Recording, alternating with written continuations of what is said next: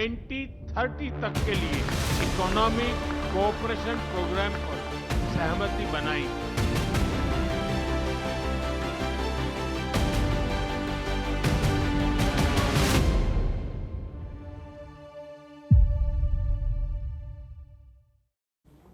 So the talks are done, the dinner is done, and now it's time to take stock. What does this summit mean for the stakeholders? And I don't just mean India and Russia, I mean the rivals too, like the United States of America and China.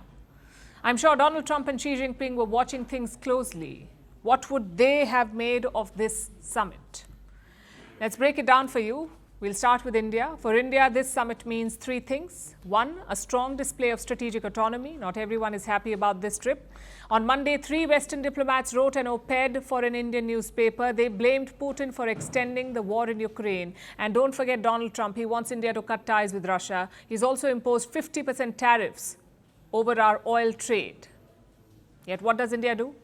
It hosts Putin warmly with hugs, carpooling and ceremony. This visit demonstrates India's strategic autonomy. That's the first point for India. Secondly, it opens doors to new frontiers like Central Asia and the Arctic. India is used to the warm waters of the Indian Ocean, but Russia will help Indian soldiers, or Indian sailors rather, adapt to the cold Arctic.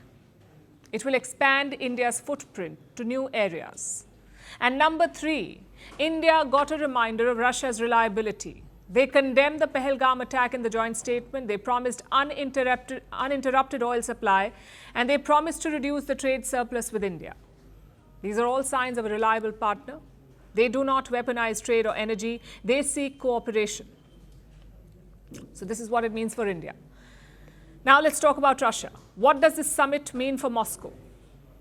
Number 1, an outlet for the sanctions pressure. Russia is cut off from Western investments and technology. India could plug some of that gap. Number 2, a counterbalance to China. Yes, Russia has a close partnership with Beijing, but there are areas of conflict, like Central Asia and the Arctic, which is why Russia is seeking India's help.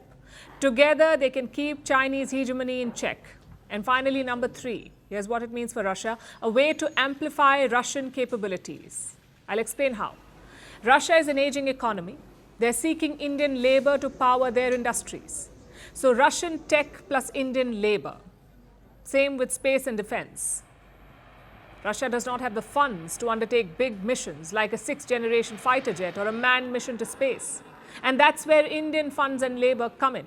They can amplify Russia's power. So this is what it means for Moscow. Now let's look at the rivals. What does the summit mean for China and the US? We'll start with China. Again, 3 points. 1, it shows that Russia has options.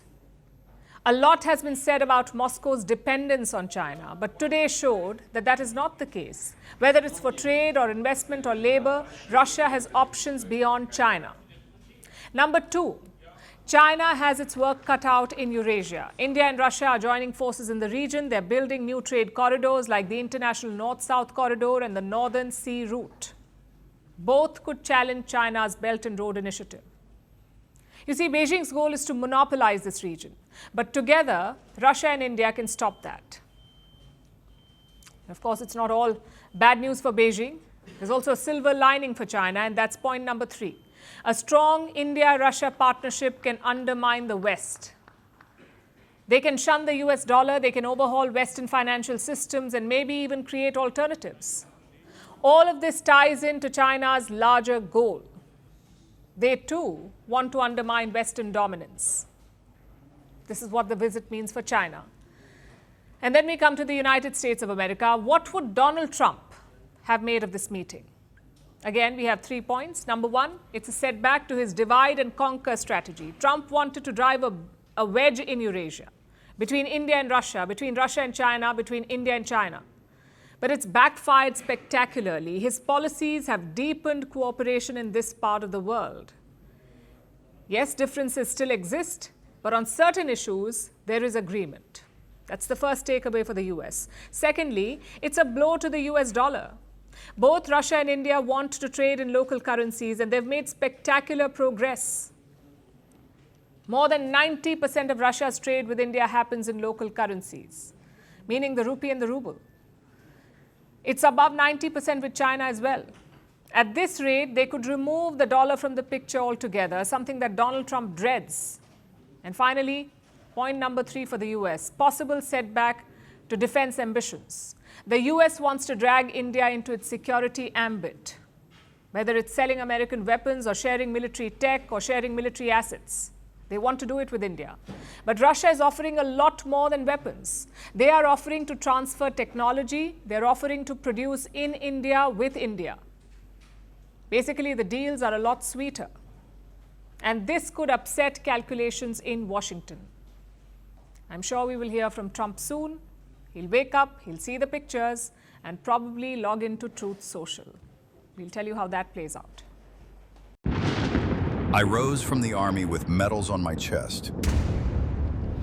I spoke of freedom from colonial chains, but I tightened my own. I filled prisons with ghosts. Nearly 500,000 people were butchered under my rule, and I trusted only my paranoia. I gave myself grand titles. I claimed to be Africa's strongman.